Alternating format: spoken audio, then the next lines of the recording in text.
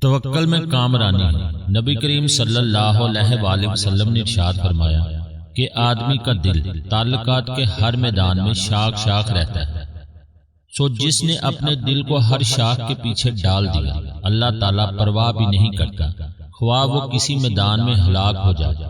اور جو شخص اللہ تعالیٰ پر توکل کرتا ہے، اللہ تعالیٰ سب شاخوں میں اس کے لیے کافی ہو جاتا ہے۔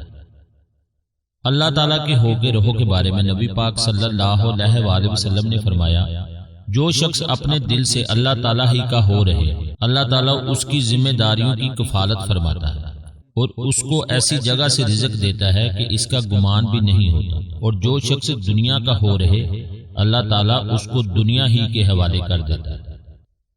تدبیر و توکل کہ اونٹ کو باندھ کر توکل کر، فائدہ یعنی توکل میں تدبیر کی ممانعت نہیں، ہاتھ سے تدبیر کرے، دل سے اللہ پر توکل کرے اور اس تدبیر پر بھروسہ نہ کرے۔ دوا علاج ہے۔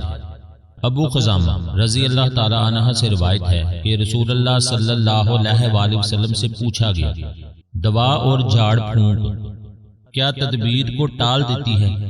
آپ نے فرمایا، یہ بھی تقدیر ہی میں داخل ہے۔